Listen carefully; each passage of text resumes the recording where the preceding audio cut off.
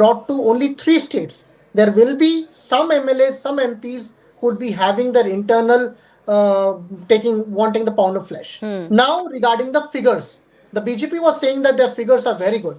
2020-21 BJP ruling 20.4% was the unemployment rate. Okay, I'm sorry, I can't quite delve into this. This isn't about the governance at all, although optically it suggests that leaders are more concerned about what's happening. Priyanka Khadge is in Delhi, for example, right? And some rumors said he was called by Rahul Gandhi for this issue. He's saying, I've come here for other reasons, and why should I not come and show him what we have done with some I think it was some computing thing that they have working on in Karnataka. But yes, R.K. Upadhyay, the problem is that this promise of 2.5 years, maybe somebody came up in the Congress party thinking this is a great formula, we can keep all sides happy, but this has become an albatross around their neck. Absolutely. You know, Rashid was just now saying that why isn't, Kharge solving this problem? Thing is, does he have the power to do it? He doesn't. So who has the power? He says that I'm not the High Command. It will be left to the High Command. The High Command will decide. But High Command also doesn't seem to have any power or sway right now. So who has the power? So those who have the power are missing, or they're missing in action. They need to come forward and take decisions. So obviously now some indication has come, 29th or so, Mrs. Sonia Gandhi, wherever she is, probably, the report says that she will reach Delhi on 28th. But where is she? I mean, these are all very secretive moments, and we don't know what's happening in the Congress. And so if she's back, and then if she's ready to call these two people to, talk to them, only then it can be resolved. A time has come when Siddaramaiah and DK Shivakumar have to be called, and then, across the table, this has to be discussed by the High Command. So only then I think it can be resolved. Otherwise, I don't know what they're waiting for. They would, if you cannot come to a solution, I can understand that it's a conundrum you can't solve. But it doesn't seem like they're working on it. They just want to postpone it. And as Rashid was saying, please wait till the Kerala elections are over. But what is the guarantee that Congress will win in Kerala? Yeah. So what happens if the Congress loses in Kerala? See, right now you have the excuse of saying that, we lost Bihar and we are in a very bad state. So let the Kerala happen. We'll be on upper this thing. Because you are in power in only 3 states, as Akashdev Muni said, common sense tells me you should pay even more attention to those 3 states. You should not allow these issues to fester that could challenge the government or the party unity in the state. Absolutely. Right now, there are only 3 states, and the most important is Karnataka. Yeah. Where we have the resources and people with resources, politicians with resources who can, help the party, fight the elections across the country. So, and if you're letting it, yeah. So, S. Prakash, would you be willing, now the speculation is what next for DK Shivakumar, would you be willing to offer him the chief ministerial post? That is not our job. We have been asked by the people of Karnataka to sit in the opposition and fight for the rights of the people. And we are not bothered who becomes the chief minister, either Siddaramaiah or DK Shivakumar or anyone else. The Congress High Command has become low command. They have no control over the state unit. Surjewala sitting in Delhi, dictating terms to the Congress MLAs here. It's not working. Many of the Congress MLAs are already sitting in Delhi, seeking appointment with their president or Rahul Gandhi to resolve this issue. And we, as BJP, as an opposition party, our focus, as I said earlier, it is only about the pro-people governance, not about the chief ministership candidature. We are not we are not supporting any of the group. We support only the people, grievances and their problems. You will not fish in troubled waters as BJP has done in some states in the past? See, they were past that it has happened. Now the Congress has got 140 seats. They should rule. And we are winning state after 2024 Lok Sabha polls. And when the time comes in the Karnataka also, BJP will come back with the full majority. Why should we fish in the troubled water? We do not want to have any say in this. Okay. Now, Rashid Kadwai, before I end this very quickly, do you think resignations or a revolt can happen if, for example, R.K. Upadhyay was of the opinion DK Shivakumar will not wait 6 months? Do you think he will press the envelope? Could resignations or a split happen before that? Yeah. So I think first of all, Mr. Prakash's innocence is rather charming. See, there is no opening. Once there is an opening, then Shivani, I think the BJP will go for the kill without waiting for anything. At this point of time, Shivani, from my understanding, Mr. DK Shivakumar has sort of given some kind of assurance to Rahul Gandhi that he would want to see Rahul Gandhi as Prime Minister in 2029. And in return, Rahul Gandhi is saying, you wait, I will make you some Chief Minister This before sounds amazing. 2028. Rashid, So that can I kind of just say this sounds amazing? yeah. So That yesterday we DK had discussed this Shivkumar Kali is Pulao. talking about Rahul becoming a PM in 2029, which is 4 years to go. And in return, they will offer him the DK chief is on minister. record to say that DK is on record. So DK is a loyalist as far as we are talking today Yeah. on the 26th of November. We don't know what will happen. So Congress, he wants to encash that his commitment and loyalty towards Congress and Gandhi family. How Okay. long will it continue? We do not know. All right, I'll leave it at that. I do thank all of our guests for joining us. Now, for over a decade, India's home turf was a fortress. Visiting teams dreaded the spinning tracks and the aura of invincibility. But by the end of 2025, that fortress has crumbled. In the series against South Africa in Kolkata, chasing a modest 124, India crumbled, and how? South Africa's combined pace and spin attack tore through India's batting, bundling them out for just 93. The second test in Guwahati was worse, historically worse. Batting first, South Africa piled on the runs with clinical precision. India's response was feeble both times in their innings, and when the dust settled, the margin was staggering 408 runs. India's biggest defeat by runs in Test history. South Africa sealed their first series win in India in 25 years, and India's second series defeat in 12 months after years of spotless home record. So now questions are swirling around Gambhir's strategies and team selection. Since this is the second whitewash at home under him in the last 3 series, his record as coach in whites is under question, and with a win percentage of just about 36, his record is currently amongst the worst for India, especially in recent times. Under Gambhir, India's Test cricket has faced its worst home run in decades, marked by these 2 whitewashes and a historic collapse of home dominance. While there were some flashes of resilience in England, overall performance has been poor and inconsistent, sparking debate on his suitability as a Test coach. First came that shocker against New Zealand, India's first ever home whitewash in a 3-test series. Bengaluru witnessed a collapse for the ages. India bowled out for just 46, their lowest total at home. Then came South Africa, Guwahati turning into a graveyard as the team succumbed to its biggest defeat by runs in Test history. And at Eden Gardens, chasing a mere 124 again, India fell short, losing to South Africa at home. That loss was the first in 15 years in a Test match. The numbers tell a grim tale. This is the first time in 53 years that India has lost 4 out of the 6 home tests in a single season. And here's the kicker, first time in the 21st century that India has lost twice while chasing targets under 150 runs. So is this all a crisis made by the new coach, Gautam Gambhir? Is the coach to blame for this? Our guests are joining us on this, but also listen in to what the coach himself, the man under fire, had to say both about the performance in Guwahati and also his position as the Indian coach. There needs to be tough characters that are important to be a successful Test side. You don't need the most skillful and the most flamboyant players to succeed in Test cricket. You need the toughest characters with limited skills who will go on to succeed in Test cricket, irrespective of how the conditions and what the situation is. It is up to BCCI to decide. I've said it during my first press conference when I took over as the head coach. Indian cricket is important, I'm not important. And I sit here, say exactly the same thing. And yes, people can keep forgetting about it. I'm the same guy who got results in England as well with a young team. And I'm sure you guys will forget very soon because a lot of people keep talking about New Zealand. And I'm the same guy who won Champions Trophy and Asia Cup as well.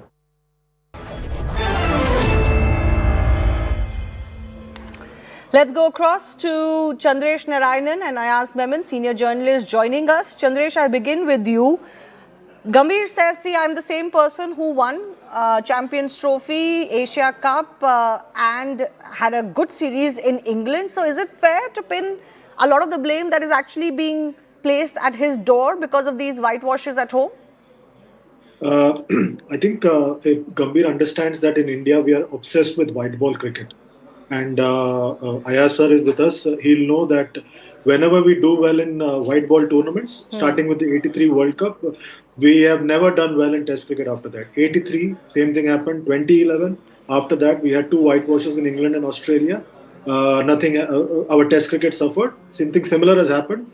2024, we won the T20 World Cup after a long time. We celebrated like anything, and then we saw what has happened in Test cricket. Gambhir realizes that India is obsessed with white ball cricket. So it doesn't matter what is going to happen, because who's going to remember what has happened in Test cricket 7 months from now if India wins the T20 World Cup? Frankly, nobody is going to care. And everybody will say just one bad series. Even last year in New Zealand when they lost, or last year when they lost to New Zealand or they lost in Australia, they said two bad series. And he's classically mixed two formats, one day and T20 with the Test format. You have a clear problem in Test cricket. Ayaz sir has seen Test cricket for so long in India. I can't for my life believe that there is a paucity of batting talent in the land of Vijay Merchant, Sunil Gavaskar, Sachin Tendulkar, Rahul Dravid, Virender Sehwag, Virat Kohli. For that land to have a spinner who can bat at number 3 and a wicket keeper who can bat at number 4, what does that tell you? Everybody playing Ranji Trophy cricket should just stop playing Ranji Trophy cricket? I don't know. I think that it's all very well. It's all getting mixed up. And But luckily for the coach, we're going to be playing a lot of white ball cricket. Nobody's going to remember Test cricket.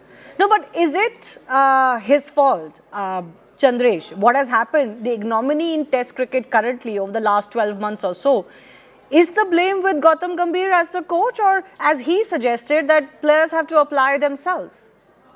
Yeah, this is the second time I've heard in the last 5 days that the batting coach threw the players under the bus, and then now the head coach has also sort of said that everybody should be accountable for this defeat. So I think that at the end of the day, he's the head coach. He's got everything his way. The seniors are out of his way. He's got the captain that he wanted in every format. He's got the players that he wants in every format. The selectors provide him with the players that he wants. The test specialists the red ball specialists don't get an opportunity. And then this is the result. England, all said and done, that English team should have been beaten 3-1. Look at the way they have been walloped in Australia in just 2 days. With that bowling attack, they didn't even have Wood and Archer playing in all the test matches. So you didn't have to deal with that extreme pace. So you have to be very fair. You are just 6 runs away from a defeat in the series. So we have to have our feet on the ground, I think, with regards to Test cricket. You know, Chandresh makes a good point, I asked, that, you know, some of the questions that are coming in for Gautam Gambhir is because he also came in possibly with the aura that, you know, I'm going to sort it out. I know what Indian cricket needs and I'm going to deliver these results. As Chandresh said, he got his way. A lot has changed in Indian cricket, and a lot of that decision making seemingly comes from him.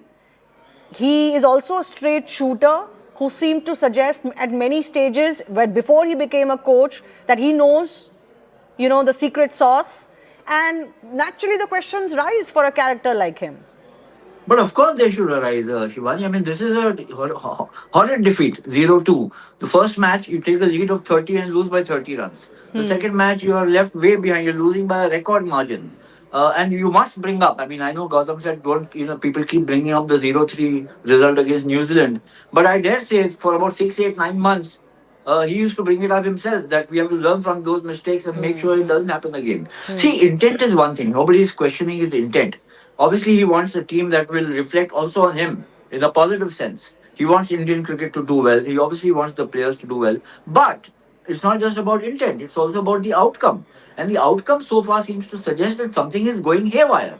Now, he's 7 test matches played at home. If you lose 5, and the only 2 wins are against a very mediocre West Indies team, who are laggards in international test cricket, red ball cricket. They're 9, 7, 8, something like that. But everywhere else, you're struggling a bit. Then questions are bound to arise. And the reason why I'm saying this is because concurrently what is happening, the narrative is, and that for which all of us are a part or party to, that Indian cricket is so rich in talent, abundant. We are the greatest, we are the world beaters. Then what the hell is happening? No, but just to play the devil's advocate here, I don't remember a time when India had these ignominies, but it's not the captain or the players, but the coach getting most of the brickbats. No, I'm sorry, but I mean, look, in 2007 when when we couldn't reach the second stage of the World Cup, Greg Chappell had to go back. He was the most celebrated coach. And Yeah, but he Gautam was was part. also a controversial coach. No, no, he may have been. What I'm saying is that when the team's results started to kind of go haywire, he was sent packing. He was also controversial. He had a lot of I mean, problems. he had dressing room issues. Yes. So, I mean, the thing is that with Gautam, the expectations were naturally high. The reason they were high is not just because he was a celebrated international cricketer of very high caliber, let me say that, but also closer to this age group. So one thought that he understands, the 28-year-olds and the 30-year-olds far better than somebody who's 60 years old would understand. And also, he came on the back of IPL successes. Yes, and he came on the back of IPL successes. He came also, remember that, India had just come back from the T20 World Cup, having won that. So there was a, flush and a wave of, joy spread around the country where cricket is concerned. Then you had, successive, taking nothing away from the Champions Trophy win and the Asia Cup win, as also the fine performance in England. But you can't, say, look at it only in this respect or this aspect, but not in the other. Yeah, but I think Chatresh, the other becomes I asked other this is very question. important. Yes. I asked this question about how much flack the coach is getting this time around versus what a captain or players who performed badly would have to do. For example, you could ask questions of Rishabh Pant. He was the stand-in captain in this test match, and people can argue that he hasn't really applied himself to bat for a long innings, which was required. But I'm also asking this question because if you look at that loss in New Zealand, a lot of people are making this about poor selection and the fact that Gambhir has his particular favourites or his own plans of who should bat at number 3, 4, 5. But against New Zealand, you did have your core. You did have Rohit Sharma, Virat Kohli and others, but we still lost. So is it so much that selection this time around which is the problem, or the fact that the batsmen didn't do well?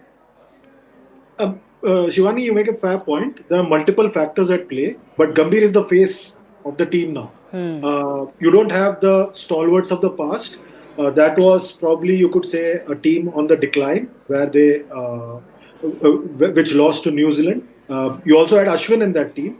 All three are gone. Virat, Rohit, and Ashwin. All three are gone.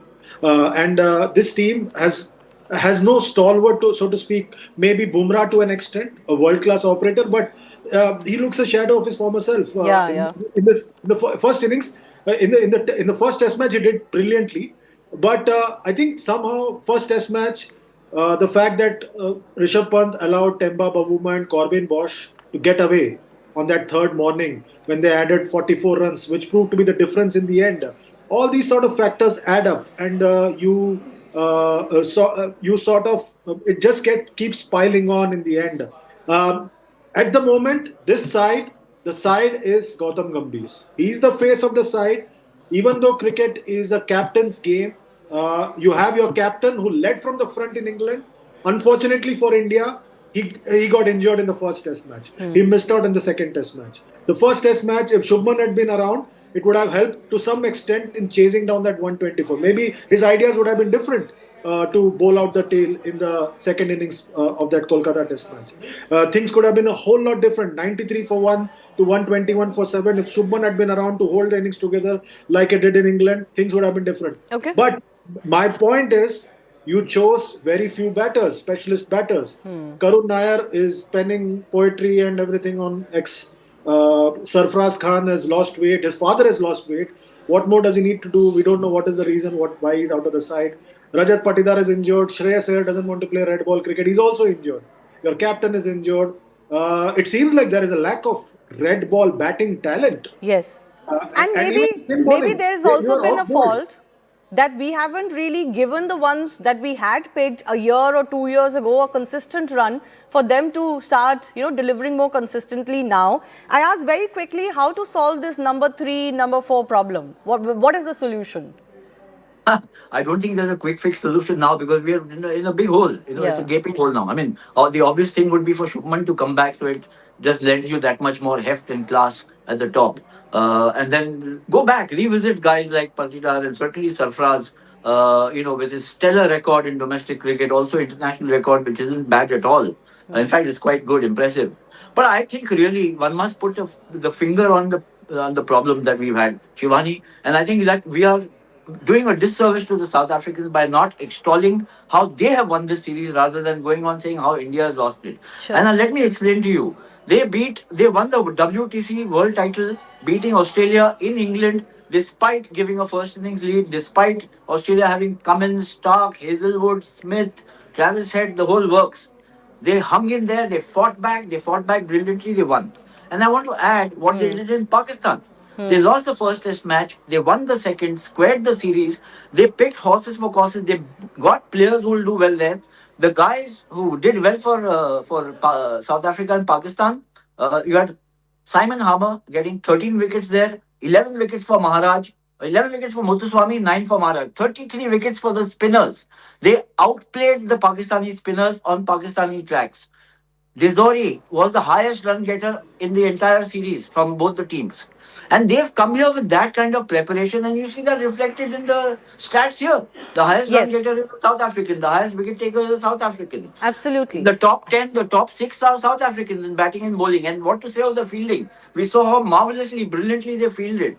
So you underestimated them. You thought absolutely. We discussed this earlier. I asked that we possibly took it too easy. That at home, it's nobody is going to be a problem for us. Okay. All right. Final word to Chandresh as well. Chandresh, 30 seconds.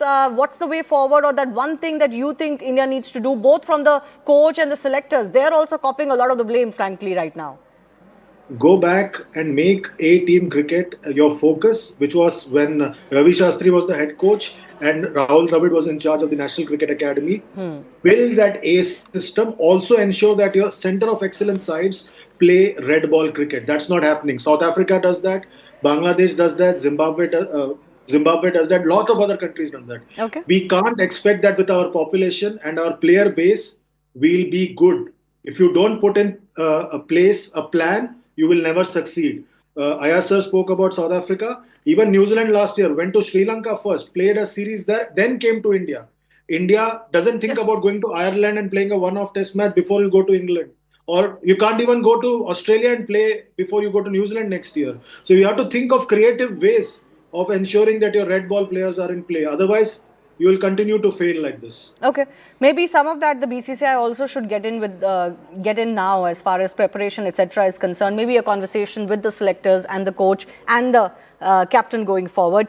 Can I request both Ayaz and Chandresh to stay with us, because we have an important sports-related breaking news coming in. Union Minister for Sports, Dr. Mansukh Mandavia, has addressed the media on the occasion of India being awarded the Commonwealth Games 2030. This announcement was expected. India was, of course, already shortlisted, and it has indeed won that bid. The sports minister is making that announcement. I'm not sure if we can just dip in for a bit to hear what he's saying. Commonwealth games है. Commonwealth sports council के लिए भी एक games बहुत महत्वपूर्ण है, और हमारे लिए एक गेम्स भारत में आयोजित हो रही है, इसलिए मुझे विशेष गर्व भी है, खुशी भी है.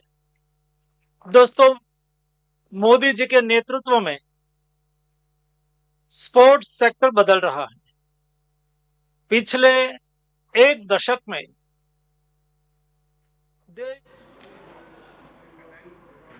My colleague Payal Mehta is joining us. Payal, just give us a recap of the announcement that Mansukh Mandavia has given. Well, it's a proud moment for not just the government of India, but for every citizen in this country, as India gets to host the 2030 Commonwealth Games. Of course, those games are going to be held in Ahmedabad, where the massive infrastructure has been built as well. And we are going to be the host of 2030. That confirmation coming in from the Union Minister for Sports, Mansukh Mandavia. Just a short while ago, we saw P.T. Usha, the IOA president, and Harsh Sanghvi, who is the chairman of the bidding committee, accept that bid officially. India had bid, remember, a few months ago. August is when I remember when that bid was formally submitted by India. That bid has now been accepted. So it's a big, occasion as far as India is really concerned. Because 2010 gave people very, very bad memories as far as Commonwealth Games are concerned, during the Congress times as well. And all preparations have been in place for the last couple of years as well, with the infrastructure being built in that manner, and with the Prime Minister also saying that there should be no doubt anywhere in the country or anywhere in the world that India can actually host these games exceptionally well. And there should be no doubt on the capability of India. So, of course, Prime Minister Narendra Modi's government gave their approval to the Commonwealth Games in Ahmedabad a few months ago in their cabinet as well. Well, since 2010, this is going to be the biggest sporting event that India is going to host. And Commonwealth is one of the largest, the top 3 sporting events in the world. Ayaz and Chandresh continue to be with us. Quick comments from both of our sports experts. Chandresh, your first thoughts. We need to exercise the ghosts of 2010. But this is also about India eventually wanting to host the Olympics. I think it's the perfect dress rehearsal for India to host the Commonwealth Games in Ahmedabad. We'll give a chance to test your facilities, and it's a fantastic opportunity for the city of Ahmedabad to be put on the world map. And let's hope that we put our best foot forward. Finally, something has moved out of New Delhi and gone to some other city. Otherwise, all our major sporting events happen only in New Delhi. But there will be a lot of politics on it because this is going to Ahmedabad. You're saying it's a good thing it's going to Ahmedabad and moving out of the national capital. Because I'm hoping that someday it will also come to my city. Ayaz sir and I are from Mumbai. We are hoping that someday it will come to our city. That's why I'm hoping that slowly we're moving towards Mumbai. Yes, Ayaz, your first thoughts. We really need to project India not just as a sporting power which is on the podium more often in these multi-nation events, but we also need to be able to host them, and it takes a lot. Yeah, I think I would say that the priority should be both, twofold. One is, of course, hosting the event. We've hosted in 2010 very controversial games, Commonwealth Games. It's coming back to India, and as Chandresh mentioned, it's going to be like a dress rehearsal for the Olympics, which is which India wants to bid for. But I think more than just saying, okay, we can host games or an extravaganza or sporting extravaganza of this scale and size. Also, what India does from now till the Olympics come, and that includes the Commonwealth Games in 2030. How do we announce ourselves as a sporting power in terms of achievements, in terms of podium places? That becomes important. So it's going to be a mad rush over the next 5, 7, 10 years to reach a certain level of excellence, which puts you alongside some of the biggest sporting nations in the world. It's going to be a lot of hard work, but hey, somewhere we have to start and aim for that, during the next 10 years. Yes, so 2030 is just 5 years to go. A lot still needs to be done, but Ahmedabad, of course, has been coming up as that city which has not just that connectivity, but also the sports infrastructure. What we also need to show, Chandresh, as all of us who've covered a lot of big sporting events all around the world, is that the public needs to have the appetite to come and watch these disciplines. Yeah, and the public will need heroes, and that's what, like Ayaz sir said, in the next 4-5 years, you need to build those heroes. We've seen most of our sporting heroes on television or on your mobile telephones. But now, in the next 4-5 years, build a lot of these heroes, and that will only come from performances from our own medal contenders. Yeah. I leave it at that. Chandresh Narayanan and Ayaz Memon, thanks a lot for joining us. Time to wrap up Plain Speak. The right stand is coming up after a very short break. Stay tuned.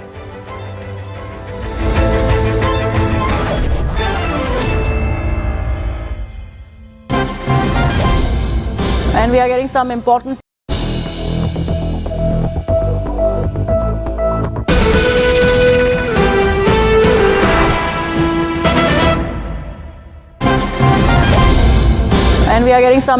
piece of breaking news from the cricketing field, where this is a match between India and South Africa. This is the second test, and India unfortunately has lost by a whopping 408 runs.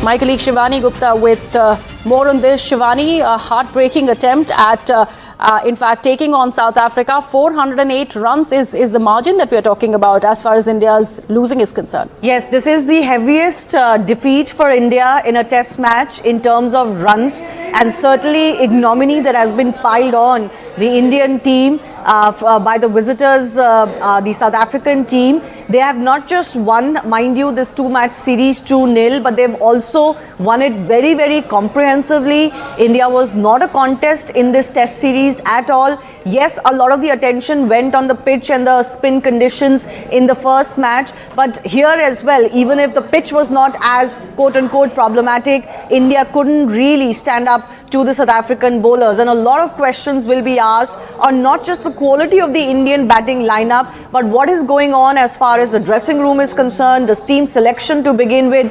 and just the vision that the team should have, particularly for a series at home, because for a very long time we have been nearly unbeatable at home. But South Africa is one of those teams that has managed to beat India twice in the last 25 years at home.